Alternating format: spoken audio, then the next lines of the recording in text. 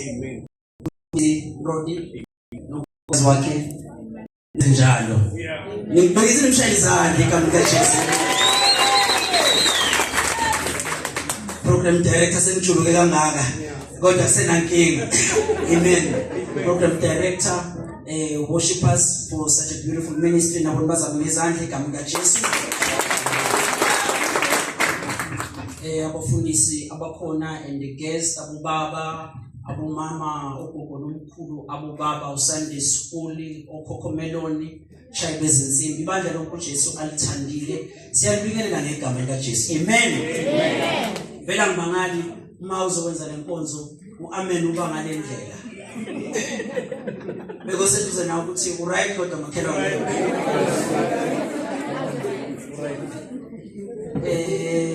It's only 15 minutes, but I will use only 8 minutes, if not 10 minutes. Sizothatha imani kaJehova. Amen. Asayibonani. Ubobheka ubohlala lapha e-restaurant observe beke lesikhathi sokubhadala kwama-bills. Khona bayikhipha ngesmile, khona umbona ashintsha nalapho usweni. Kuyenzeka. So sisekhona benkosi bazalwane nisho ngiyayeziwa ngomnikelo kakhulu abanye benu semkhathele ukunikela.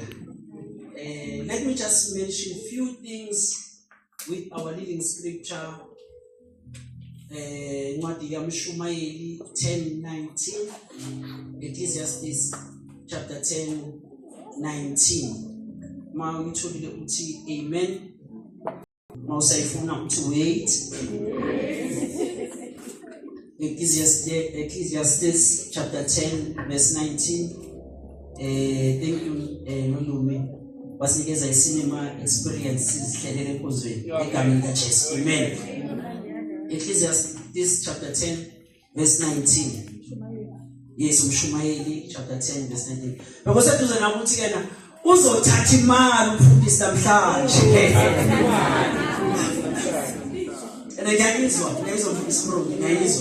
Ngiyayizwa mistake esiyenzayo singabafundisi ukubiza abantu abanganikeli ukuthi bazothatha umnikelo.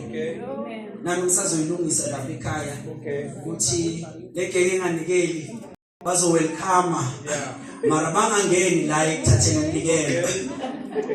Uyabona usuke ekhaya ukuthi ngizonikela ngento kanje. Indlela ibize ngayo manje ugcine sonikela akuphazamise planning yakho osuke ukuthi uzonikela ngayo. For instance kunabazalwane abathanda ukuthi bazalwane noma i2 noma i1 akunankinga uyabheka ukuthi eshibenithi ngiyokhipha 200 manje uyablackmail noma i2 noma ungaphathanga lutho uyabona ukuthi uyaprepare ukuthi vele relax akumelanga unikele. So mfundisi ungabanikeza abantu abanganikeli ukuthi bathathe umnikelo. Amen. Funda uThembi wala ekhaya afuna 19 bese sesizonikela. Beko seduze na ukuthi usajabulile makhelwane. Amen. Please read. Yes. Idili lenzelwa ukuhleka. A feast is made for laughter. Newayini phila. The wine maketh merry. Kepha imali impendulo yakho konke. But money answereth all things. Ngicela sivale namehlo. Baba izwi lakho liyaphila, liphefumulelwe nguwe, ilungelo ukufundisa ukusola nokuyala. Khuluma ngalo namhlanje sisazonikela udumiso likaKristu Jesu. Kulaba abacela ukunikela.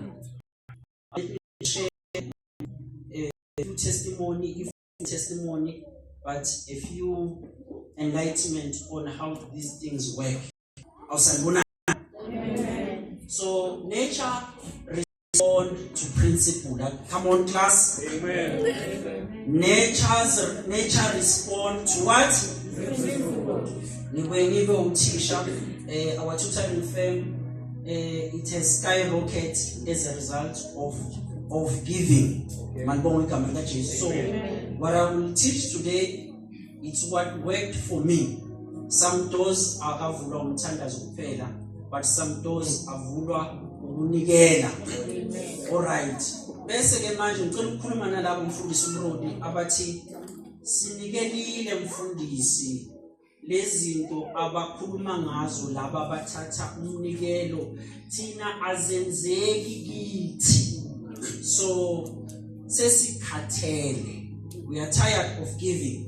So abanye bathi sithandile, so lento enizishoyo ukuthi emthandazweni ziyenzeka kithi azisebenzi. Kuthiwa lana money answered all things, because it was not all things. All things. Omunye uthi yena thina ngoba singenamali noma kushoniwe ekhaya, they don't listen to our voice. Hayi ukuthi bayakudelela kodwa balindele umalume waseGoli ngoba mabamtshela izinto uzothi ayimalini ngamateksi mshana, then acashe lawo mateksi. Wena noma bangakutshela lezi zinto uyothi yomara lokuba bazenjalo, hayi ukuthi abafuna ukukhuluma nawe, leta abafuna ukufaka under pressure. Maye uzothi lo yasekushort ibox athi okay, it's fine, bathini don't worry, siya transfer, but kushort ukudla, so that not ukuthi izwi labo linamandla, is the power of money. So nature responds to principle. Mawuthola something, identify ukuthi this one is a seed or this one is a harvest. Unganikeli ngesivuno at some point. Sometimes kumele udle nawo because it will kumele udle makerana. And futhi ungadli imbewu. So abazali bayanikela, mara their actions are opposed what they are praying for or whatsoever they are planting for. I can make this for instance. You are in business. Let's make an example. Business lamakota, business labazalwane. Lamakota, business lamakota. Umfundisi uthi yena, let us plant for our businesses, for our companies. Let us plant.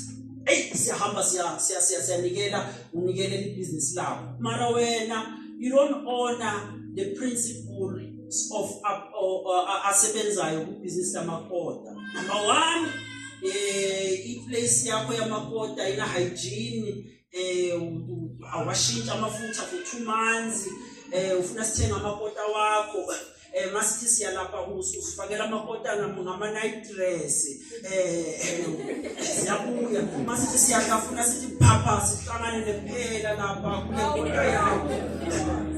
Uthi mfundisi mina lento yomnikelo ibhizinisi lami sololibile sizothenga njani wena wenza kanjani? So some of the things it's because of the principles that are not honored. For example, protection, this seed is promotion. Mara, every day when you can figure late, hey, boss is borrow, silule sporing. Mara, you are trusting God for protection, but your actions. So, ogunya futhi, how much God can bless you, it will be measured by your capacity. Your capacity is small. God is gonna bless you small. So when I increase your capacity, increase the capacity might increase your capacity, increase how much you receive from God. Somebody baba 7.5. Think right. I'm right. There's nothing wrong. Is your capacity. Again.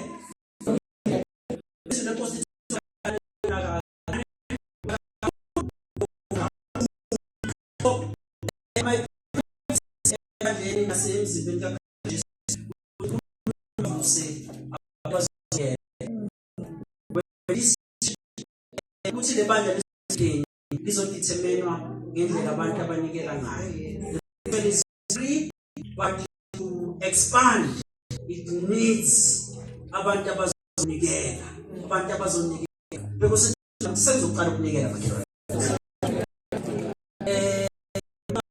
Emvuselelo umfundisi uMrodi as you are present makuphela le kube nabathi mina ngifuna I just want to give my faith is the offer time coming abantu bazokuzima bathi ke bafikela enkonzweni bayascout bathi ke where can I get kuphi la ngatshontsha khona isibusiso what can I do la ebandleni so those